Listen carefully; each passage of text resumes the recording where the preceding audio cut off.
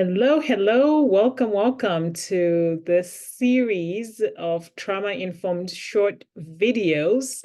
I am Kanu. I'm a therapist, I'm a coach, and I am the principal and founder here at Kendall Consulting Group. We specialize in assisting companies in hiring the right fit, and we guide leaders in becoming trauma-informed and fostering trauma-informed practices in the workplace. So thanks for joining me on this journey. I hope you're enjoying these and finding value from these bite-sized videos. So we're talking about today, understanding trauma responses. This is day number 4. In particular, 5 responses. So fight, flight, freeze, fawn, and faint, or flop, as some other people call it. So when something stressful happens, your body goes into action mode. It all starts when you notice there's a threat, and whether it's real, imagined, physical, or emotional. So think of your body like a superhero getting ready to face challenge.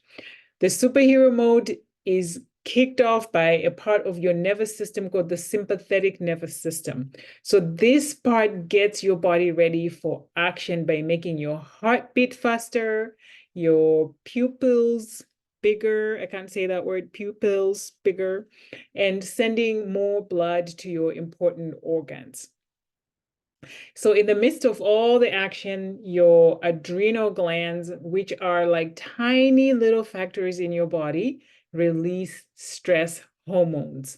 So the main ones are adrenaline and cortisol. So adrenaline is like a power boost that makes your heart pump faster and gives you more energy and gives you your in some cases, like, you focus a little bit better. So in simple terms, when you are stressed, your body activates its superhero mode, making your heart race, your senses are up, you're like on guard, right?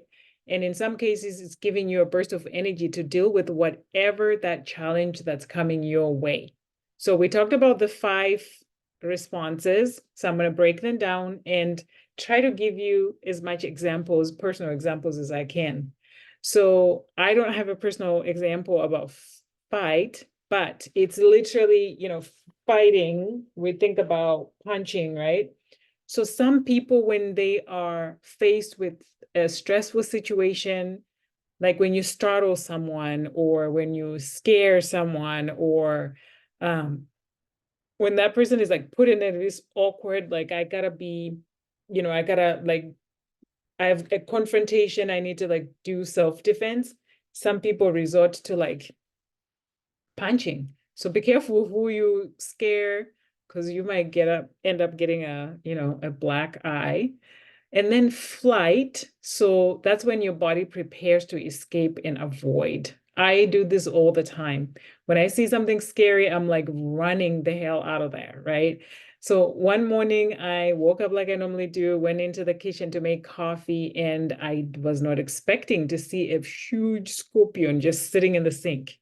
So I live in Arizona. For many of you, I'm sure you know that, but here, so in the summertime, they do come out.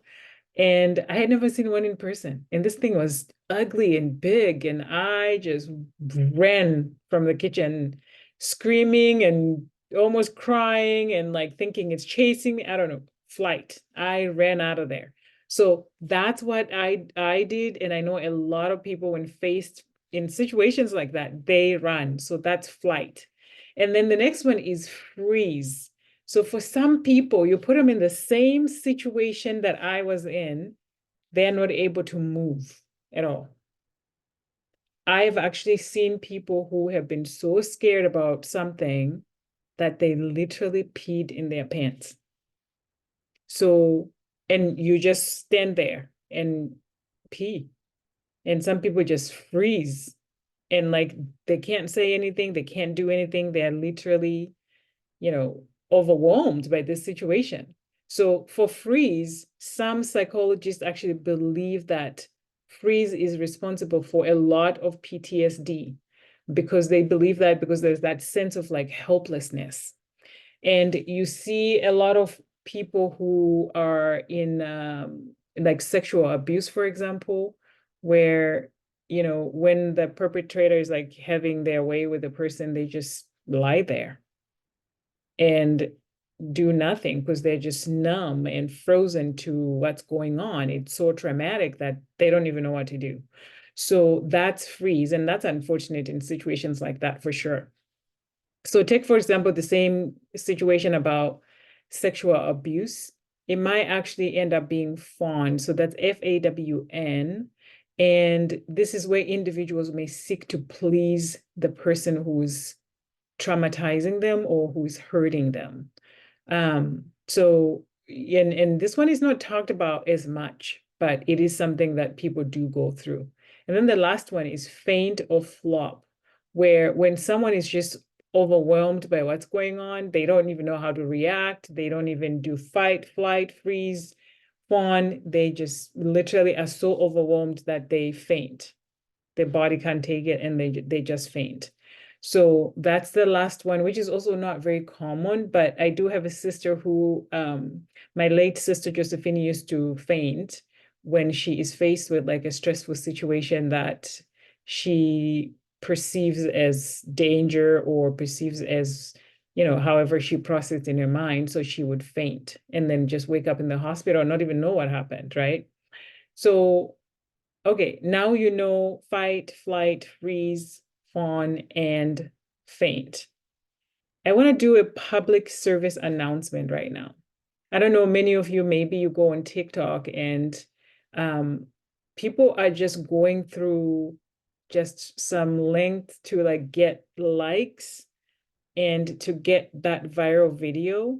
I have watched these little kids get traumatized by this talking cactus, where families, parents, whatever caregivers are buying this little talking cactus and putting it in front of a baby and recording the baby react to this thing.